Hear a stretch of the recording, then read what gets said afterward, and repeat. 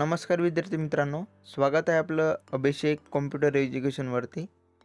तर या व्हिडिओमध्ये आज आपण इरा सेशन नंबर 23 बघणार आहोत. त्यापूर्वी जर तुम्ही चॅनलवरती नवीन असाल तर चॅनलला सबस्क्राईब करून ठेवा, जेणेकरून तुम्हाला भविष्यामध्ये सुद्धा असेच इन्फॉर्मेटिव्ह व्हिडिओज मिळत राहतील. आणि या व्हिडिओला तुम्ही मित्रांबरोबर सुद्धा शेअर करा. ठीक आहे. तर चला आज आपण सेशन बघूया. तर यामधून टायपिंग टेस्ट जे आहे ते तुम्ही सॉल्व करून घ्या.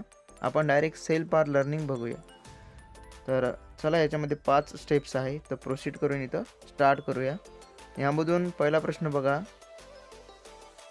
स्टाफ अटेंडन्स शीट करिता तयार टेम्पलेट्स शोधण्यासाठी आपण फाईल टॅब आणि न्यू वर क्लिक करू. ठीक आहे.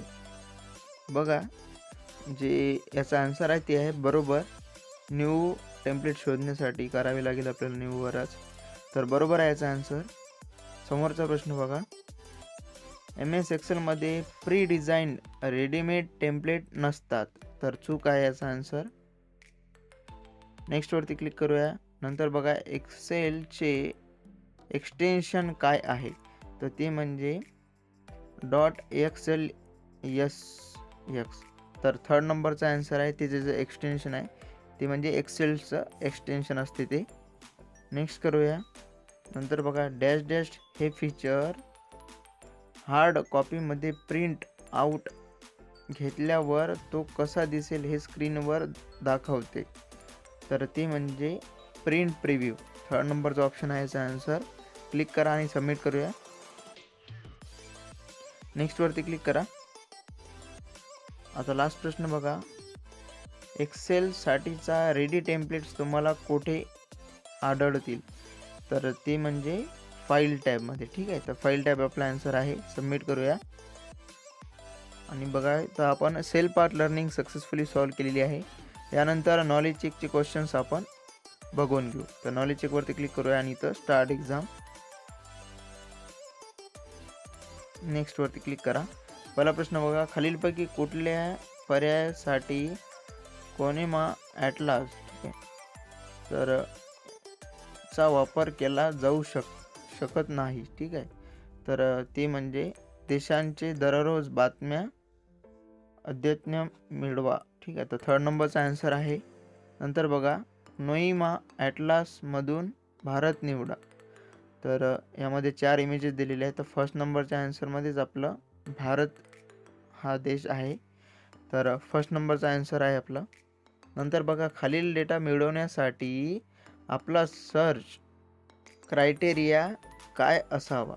तर ते म्हणजे सेकंड नंबरचं बघा इंडिया, नंतर इकॉनॉमी आणि त्यानंतर GDP. ठीक आहे. तर हे आपला आन्सर आहे. क्लिक करूया आणि सबमिट.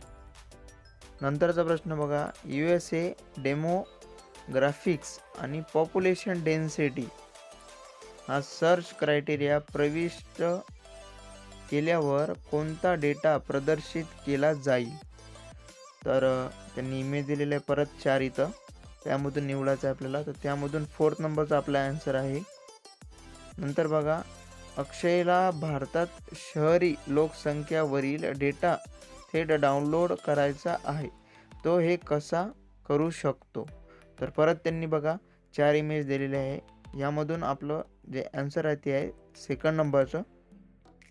तर बघा अशा प्रकारे आपण इथं जे नॉलेज चेक आहे ते सुद्धा सोडवलेलं आहे. यानंतर आपल्याला डू इट युअर सेल्फ सोडवायचं आहे. त्यावरती क्लिक करूया आणि स्टार्ट एक्झाम.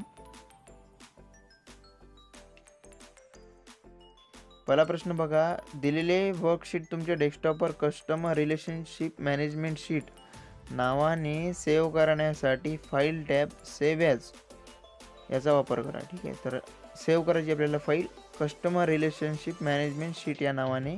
स्टार्ट एक्झाम करू इथं. तर बघा ही जी वर्कशीट आहे आपली तर ती आपल्याला सेव्ह करावी लागेल. त्यासाठी फाईल टॅबवरती क्लिक करा. नंतर बघा इथं सेव्ह ॲजचं ऑप्शन आहे त्याच्यावरती क्लिक करा. नंतर इथं ब्राउज करावे लागेल आपल्याला. ब्राउजवरती क्लिक करूया आणि इथं डेस्कटॉपवरती ती फाईल सेव्ह करून घेऊ. ठीक आहे. तर इथं तुम्ही ते नाव देऊन द्या कस्टमर रिलेशनशिप मॅनेजमेंट शीट. तर ते आपण इथं नाव टाईप करून घेऊया. नाव टाईप केल्यानंतर इथं सेव्ह बटनवरती क्लिक करा आणि सेव्ह केल्यानंतर फाईल सबमिट करूया. ठीक आहे, आन्सरला या. नंतर बघा दिलेल्या वर्कशीट PDF मध्ये एक्सपोर्ट करण्यासाठी file export create PDF/XPS option याचा वापर करा.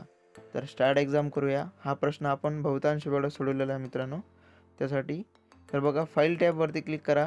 नंतर इथं एक्सपोर्ट केल्यानंतर इथं क्रिएट PDF/XPS वरती क्लिक करा आणि इथं पब्लिश. ठीक आहे, तर पब्लिश करू नये. यस, ठीक आहे. तर बघा PDF फॉर्ममध्ये कन्वर्ट झालं. सबमिट करूया.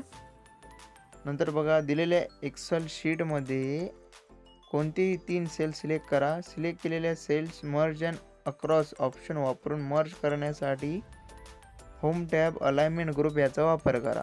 तर स्टार्ट एक्झाम करूया.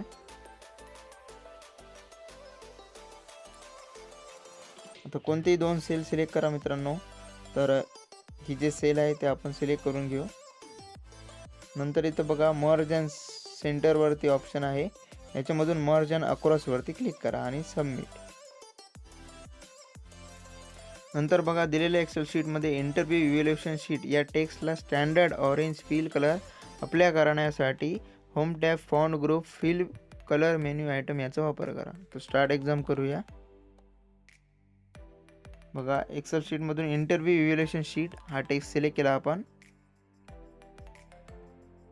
आणि बघा इथं फिल जे आहे ते आपल्याला फिल कलर जे आहे ऑरेंज करायचा आहे. त्यासाठी फॉन्ट ग्रुपमधून बघा इथं फिल कलरचा ऑप्शन आहे, त्याच्यावरती क्लिक करा आणि नंतर जे इथं ऑरेंज कलर, तर ऑरेंज कलर सिलेक्ट करून सबमिटवरती क्लिक करा. बघा लास्ट प्रश्न राहिलेला आहे. दिलेल्या वर्कशीटमध्ये शीट नंबर 3 सिलेक्ट करा. सेल नंबर B10 याच्या खालील 3 सेल्स इन्सर्ट करण्यासाठी home tab cell group insert याचा वापर करा. स्टार्ट एक्झाम करूया.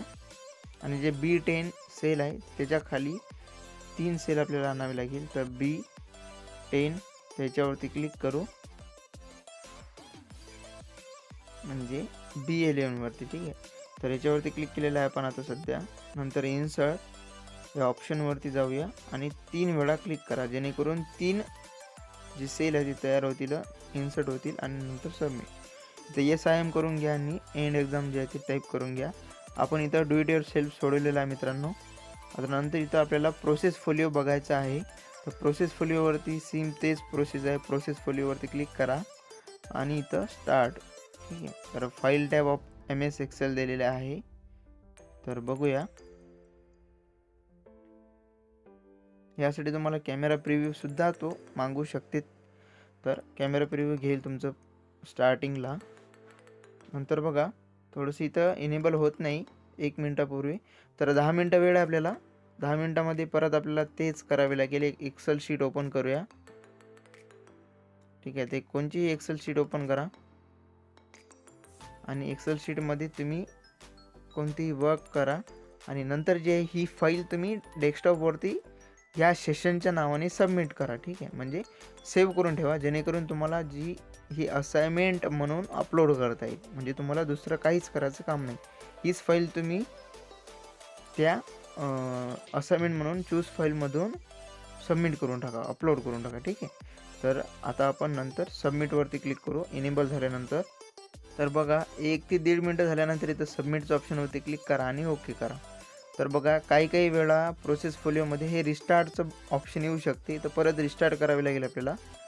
तर ते नक्की बघून घ्या येते का नाही ऑप्शन. ते आपल्या याच्यामध्ये सध्या तरी दाखवत आहे, तर आपण सोडून घेऊ. आणि सोडवल्यानंतर बघा इथं परफॉर्म स्टेटस परतचं ऑप्शन आहे, तर असाइनमेंट अपलोड करावी लागेल. तर परफॉर्म स्टेटसवरती क्लिक करूया आणि इथं नेक्स्ट. आणि याच्यामधून तुम्हाला मी सांगितल्याप्रमाणे डेस्कटॉपवरती फाईल जी तुम्ही ठेवलेली आहे, म्हणजे असाइनमेंट तुम्हाला सांगितली होती ती सेव्ह केली, तर चूज फाईल करा. आणि जिथे बी तुम्ही फाईल ठेवली असेल डेस्कटॉपवरती सपोज, तर डेस्कटॉपवरून ती फाईल तुम्ही सिलेक्ट करूया आणि इथं ओपन आणि सेव्ह करा. ठीक आहे, म्हणून तुमची जी फाईल आहे ती अपलोड होऊन जाईल आणि तुम्हाला प्रोसेस फोलिओ कंप्लीट होऊन जाईल. नंतर बघा सिम्युलेशन क्वेश्चन. तर यामध्ये नेक्स्ट करूया. आणि पहिलाच प्रश्न आहे, तुम्ही 2 किंवा त्याहून अधिक सेल मर्ज एकत्र करू शकता, त्यामुळे लांब लचक शब्द किंवा वाक्य व्यवस्थित दिसायला मदत होते. त्यासाठी निवडलेले D9 आणि E9 सेल मर्ज करा.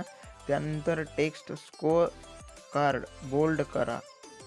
तर बघा इथं जे स्कोअर कार्ड टेक्स्ट आहे तर सिलेक्ट केला आपण आणि सिलेक्ट केल्यानंतर इथं बघा मर्ज अँड सेंटरचं ऑप्शन आहे अलाइनमेंट ग्रुपमध्ये. याच्यामधून मर्ज अँड अक्रॉस किंवा मर्ज अँड सेंटर जे सांगितलं त्यावरतीच क्लिक करा. तर आपल्याला त्यांनी मर्ज सेलचं ऑप्शन सांगितलेलं आहे. तर मर्ज सेलच्या ऑप्शनवरती क्लिक करूया आणि इथं बोल्ड इफेक्ट देऊन देऊ. ठीक आहे, बोल्ड इफेक्ट दिल्यानंतर ऑटोमॅटिकली जे ते आपला आन्सर सबमिट होऊन जाईल. नंतर जे आहे ते SIM करून इथं एंड एक्झाम करून घ्या. ठीक आहे, तर प्रॉपरली एंड एक्झाम टाईप करावे लागेल. तर एंड एक्झाम प्रॉपरली घ्या, कन्फर्म. नंतर बघा सेशन कम्प्लिशन टेस्ट आहे. तर चला तर मग ती बघूया. तर त्याच्यावरती क्लिक करा आणि स्टार्ट एक्झाम यामधून नेक्स्ट करा. पहिला प्रश्न आहे, वायरलेस नेटवर्क कार्डमुळे कम्प्युटर्स हे केबल्स शिवायही कनेक्ट होऊ शकतात. तर याचं उत्तर बरोबर आहे. नंतर बघा, नेटवर्क इंटरफेस कार्ड हे नेशन ॲडॅप्टर कार्ड म्हणून देखील ओळखले जाते. तर चूक आहे याचं उत्तर. नंतर बघा, कम्प्युटर्स नेटवर्कमुळे तुम्हाला डेटा, प्रोग्राम्स आणि हार्डवेअर शेअर करणे शक्य होते. तर बरोबर आहे मित्रांनो. शेवटचा प्रश्न बघा, बहुतांश पर्सनल कम्प्युटर्समध्ये सिस्टीम बोर्डवर हे असल्याने वापरकर्त्यांना त्याच्या सिस्टीमचा विस्तार करणे शक्य होते. तर त्याचं उत्तर म्हणजे फर्स्ट नंबरचा. सबमिट करूया. तर बघा, अशाच प्रकारे आपण जे सेशन आहे तो बघितलेला आहे. तर भेटूया समोरच्या व्हिडिओमध्ये. तोपर्यंत चॅनलला सबस्क्राईब करून ठेवा आणि चला तर मग भेटूया समोरच्या व्हिडिओमध्ये. Till then take care and have a nice day. Bye.